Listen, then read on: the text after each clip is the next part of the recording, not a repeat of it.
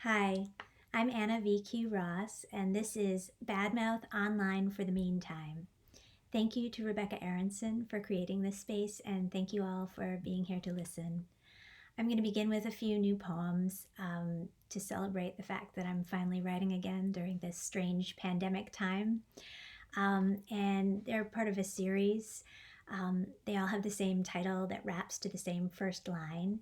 And they came out of a conversation I was having with a friend of mine who'd read some of my recent work and noticed that I was tending to end poems with an image of sleep. And it reminded me of a comment another friend had made years ago about my first book, that many of the poems in that book ended with an image of sky. So I thought I'd write about that. All my poems used to end in sky, but now they end in sleep. Perhaps this is another kind of sky, the kind that intercedes when the day becomes litany, the lost friend, unending chainsaws across the street, every misplaced thing crying itself to mind.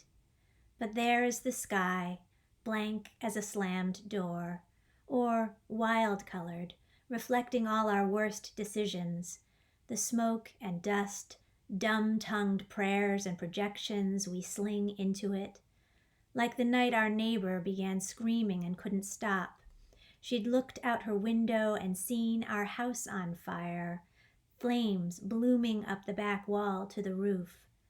When her husband rushed to her, he could see it was a movie we were watching on our porch about a prince who turns into a giant bird to stop a war. He tried to explain, but she couldn't believe, kept pointing to the light, even after we'd said goodnight and it was quiet on the street, long past time for sleep.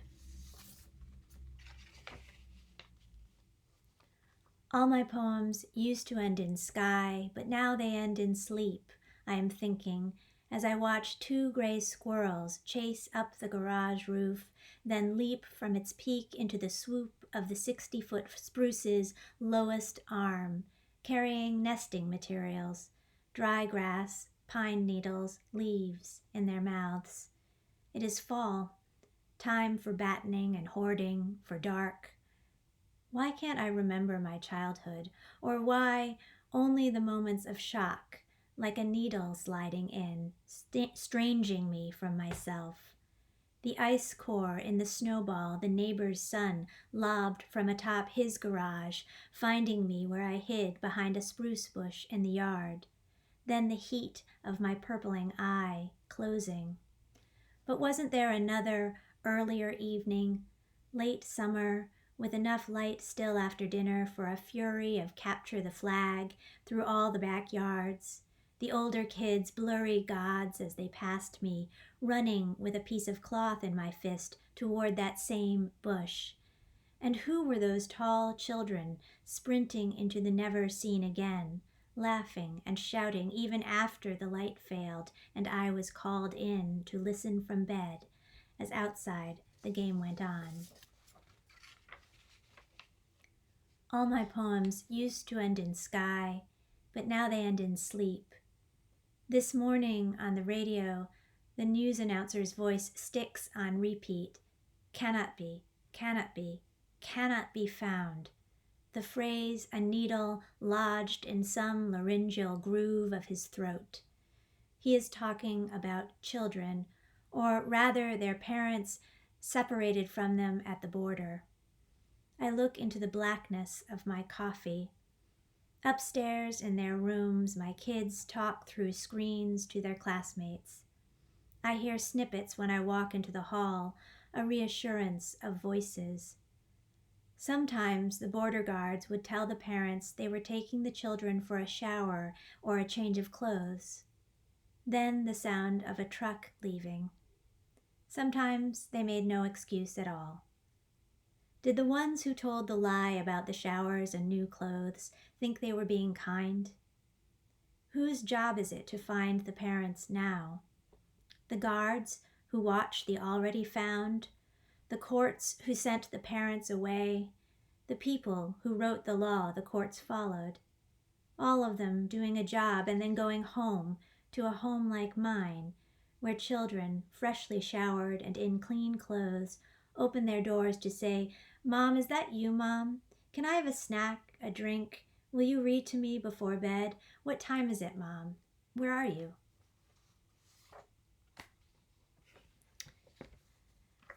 This next one uses some found text, which I think you'll probably recognize from the confirmation hearing of now Supreme Court Justice Brett Kavanaugh. It's called Fugue, and it begins with a quote from Senator Amy Klobuchar. Fugue. "Can you tell us what you don't forget?" the senator's voice repeats from the radio.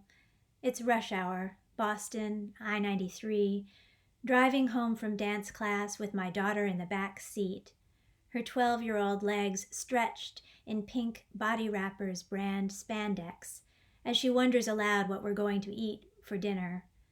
Air brakes wheeze, then release beside us as a bus muscles past, and should I change the station when the senator's voice repeats, "Can you tell us what you don't forget?"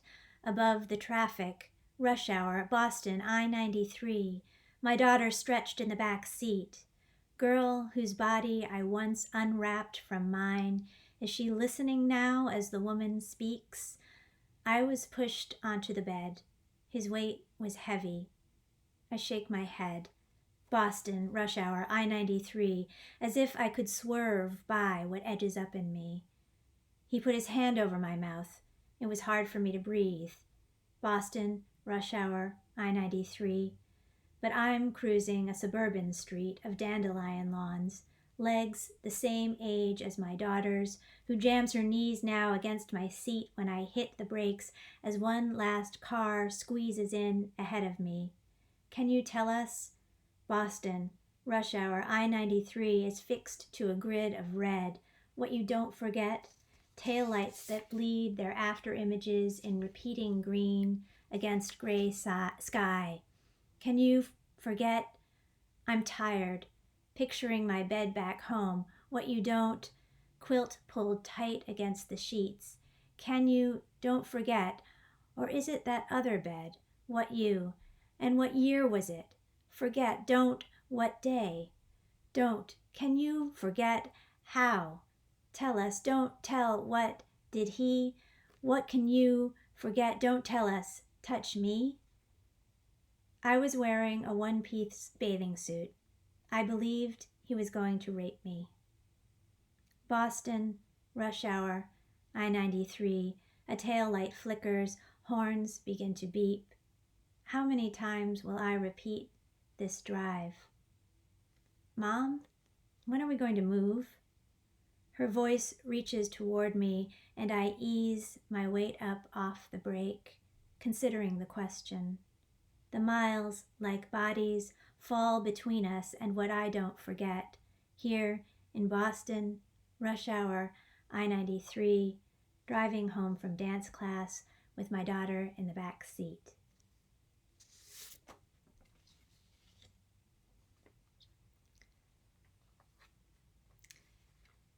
And here's another daughter poem. It's called 13. Here's to the beautiful daughters who eat all the cookies, who won't sleep and don't sleep and sleep all Saturday until hunger engines them up and into the noon kitchen glowering, who snatch our good red boots, colting down the hall and out the door in our new black sweater, who grow, who smile silent in the back seat window all throughout the hello and how was and how did you and I did and monologue. Who are they looking for? Who freckle and tangle, who sturm and drang, who blame and are right and still want a song at good night. Who ask and the answer is no, is yes. Who ask, and the answer's skein philosophical, barbed, skinless, capillary, thud. Who ask, and the answers aren't. Who remind us, who know the inside of us, who don't remember, who forgive, who forgive. I'm going to end with a couple of poems from my most recent book, Figuring, from Bull City Press. Shout out to Bull City. I love those guys. And the first poem I'll read from here is a self-portrait. Many of the poems in the book are self-portraits, and it was recently collected in this great anthology, More Truly and More Strange, by the wonderful Lisa Russ Spar. Thank you, Lisa. So I'll start with that poem, which is called Self-Portrait at Treeline. Self-Portrait at Treeline. My body moves ahead of me into underbrush, hum of engine or sky behind, and something that is not love closes the roads and locks its doors. I am shadow, fern, ripple, as I move upward through oxygen rush, the breaking news of myself, to where these trunks of wind-cured pines cast blue shade against white ice. Beyond prey and preyed upon, what is this light like, if it is light at all, and not exit? I think I would crouch here, in the space between shelter and peak, but the pelt of me feels voices in the foothills, and a metal song of bullet threads the air. And I'll end with one last poem, another self-portrait. This one is Self-Portrait with Washing Machine. In those days, children slept all over us, and we were fast and best, but didn't know it, and sticky and milk sour, and they were perfect pink mouths of unknowing, each breath filling theirs with ours. The children slept, and we were happy. And when we woke, we heard about choices we'd been making, when we thought we were putting on our good shoes, the ones our mothers gave us, or missing the last bus back, or wondering if we really liked cilantro after all, its sweet rot smell. But no, they were choices, and here were new small bodies to prove it. So we slept and woke to stand facing the washing machine, and we chose warm, chose cold, chose permanent press with medium spin, express wash, normal casual. We spun the dial and rinsed where it landed, and we were happy, and then we slept.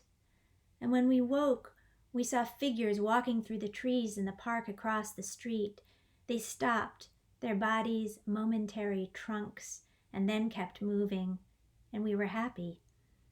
And on the parent and child parking signs at the grocery store, we were a tall triangle with a circle head bending down to a short square with a circle head looking up.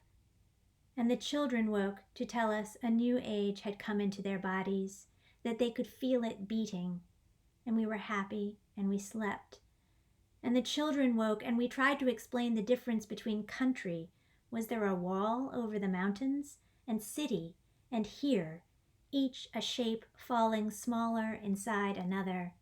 And we slept, and the children woke, and we reminded ourselves to wash the strawberries in vinegar so they wouldn't spoil, and pack the lunches, choosing the fruit piece by piece into plastic snap-lid boxes, and hang the clothes to dry, and we were happy, and we slept, and the thing that was happy slept too. Thank you all so much. Have a wonderful rest of your day, evening, wherever it is you are in your life and world. Take care.